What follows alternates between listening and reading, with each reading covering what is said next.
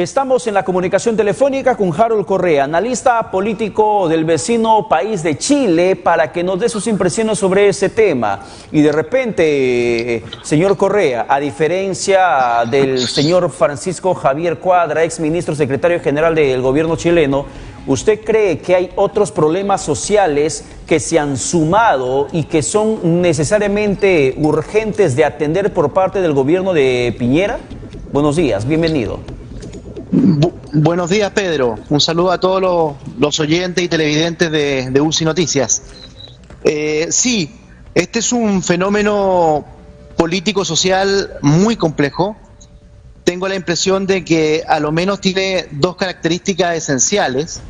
Primero, es inorgánico, es decir, existe una manifestación ciudadana y popular diversa y en cada rincón de las ciudades de Chile, sin conducción. Segundo, no tiene bordes políticos. ¿Qué significa esto? Que no hay una demanda límite a la cual satisfacer del punto de vista político, lo que hace muy complejo una solución, porque la demanda en sentido general es todo y es nada a la vez. Partió con una sensación de rechazo a un alza del transporte público del metro de Santiago, pero ya en el transcurso de las horas la ciudadanía empezó a devolver al estar acumulado en diversos aspectos de nuestra sociedad y economía. Por ejemplo, las pensiones, por ejemplo, la gratuidad de la educación, por ejemplo, la desigualdad en las remuneraciones, los salarios mínimos. Es decir, ocasionó una sensación de estado de ánimo ciudadano que en el transcurso de las horas pasó a la acción de protesta. A esto hay que agregar un manejo absolutamente insuficiente de las autoridades políticas.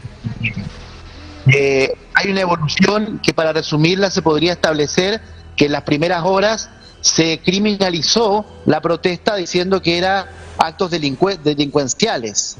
Al poco tiempo se estableció un llamado a la unidad, pero en el mismo día se saca a los militares a la calle, circunstancia que para Chile no solamente es traumático, sino que rememora la dictadura que, por cierto, es transversalmente rechazada por la sociedad chilena. Sin embargo, doctor Correa, ¿sí? ¿Cómo podría ocurrir esto en un país integrante de la OCDE, donde además se prevé que en un futuro casi inmediato va a alcanzar su pleno desarrollo económico y que existan esas diferencias y esas brechas sociales? ¿Cómo puede ocurrir para que se vea traducida ahora en la manifestación popular en las calles esta escalada de violencia?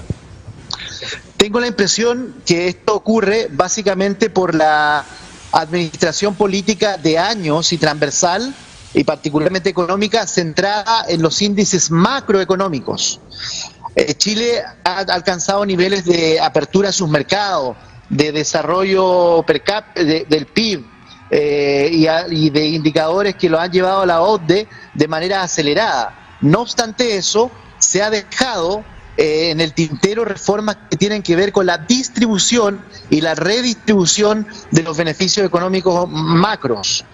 Lo que uno podría ver como más claro en esa línea fue el primer año del gobierno de la presidenta Bachelet, que intentó fuertemente hacer una reforma tributaria ya desfasada en el tiempo, debió ser mucho antes, que estableciera una mayor redistribución. Y por otro lado, las tres reformas importantes que hizo el gobierno de Bachelet el primer año, que fueron esencialmente de la gratuidad de educación. Si uno se fija en la historia política de Chile en los últimos 30 años, las variables macroeconómicas van excelente. No obstante, las reformas que tendrían que haber sido de política pública para redistribuir son escasas y en cierta medida ineficientes, lo que se agrava con un gobierno de derecha, y por eso se explica que la gente en esta oportunidad reacciona más fuerte, porque el presidente Piñera lo que ha intentado hacer estos 2 años ha sido desmantelar, por ejemplo, la gratuidad en educación y desmantelar la reforma tributaria.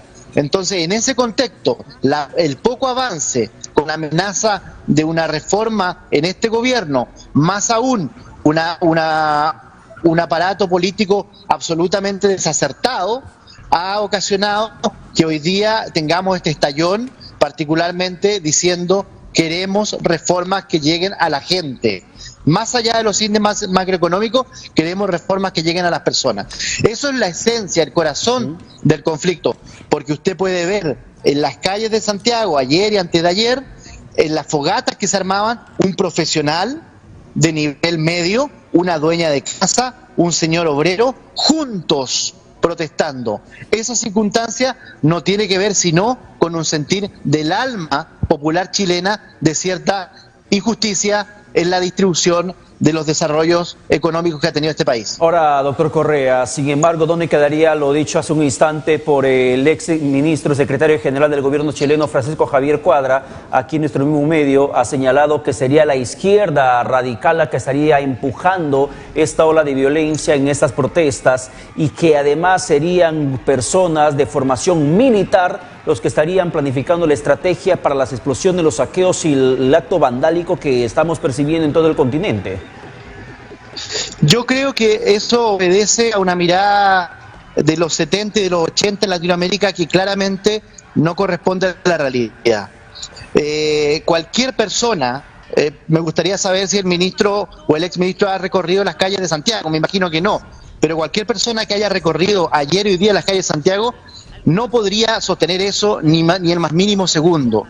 Efectivamente, uno de los problemas, a mi entender, de este conflicto es que no hay politización, no hay demanda política. Porque si hubiese demanda política, uno podría sentarse a conversar, a discutir, a dialogar. Aquí lo que hay es un profundo malestar ciudadano. La gente hace menos de 2 años en Chile votó mayoritariamente por un gobierno de derecha. Eso indica que malamente en un país que hace menos de 2 años haya votado por un movimiento de derecha, podría dejarse infiltrar, seducir o canalizar sus inquietudes a través de grupos de izquierda. Eso aquí en este país no tiene asidero. Y yo realmente creo que es una falta de desconocimiento profundo. Por ejemplo, la que tiene el presidente ayer al decir, hoy día en la mañana, al decir estamos en guerra, cuando el propio militar a cargo de la seguridad del Estado, por esta situación de excepción, aclara en el segundo después que él no está en guerra. Es decir, hay una aproximación política de la gente que está gobernando o que tiene la intención de establecer que este es un criterio político, de poder controlar por esa vía las consecuencias nefastas que va a tener esto en el sistema político electoral de nuestro país. Pero lo peor que se puede hacer es mal leer lo que está sucediendo en las calles. En el entendido de los especialistas en el vecino país de Chile, ¿qué es lo que tendría que hacer el gobierno de Sebastián Piñera a partir de ahora tras la ola de violencia desatada y los destrozos en las infraestructuras públicas como se viene conociendo en estos momentos? Tengo la impresión que lo que debe hacer es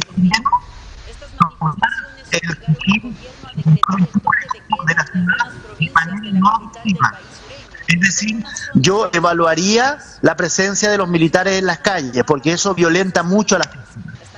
Trataría de conducir el orden público de manera policial y no militar. Segundo, establecer un gran llamado a la discusión de un nuevo pacto social en Chile.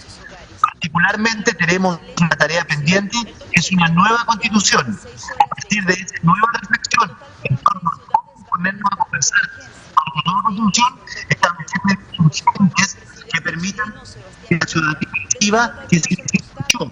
Por ejemplo, porque de transporte público que son carísimos, son más caras que incluso en Europa, en Chile. El establecimiento de una medida que bueno, lamentablemente se nos distorsionó la comunicación telefónica, señor Harold Correa, pero nos ha quedado bastante clara su posición respecto a lo que viene ocurriendo en estos momentos en Chile y abogamos como hermanos del continente que prontamente se pueda solucionar y que justamente las brechas sociales se puedan cerrar tanto en Chile como en el Perú y que la escalada de violencia no se siga incrementando porque el único daño que termina generándose es en contra del pueblo. Señor Correa, así es. Ya un poco para entenderlo mejor y para terminar finalmente, ¿cuántas otras regiones de Chile se encuentran en esta misma situación de violencia? Porque no solamente creo que es en Santiago.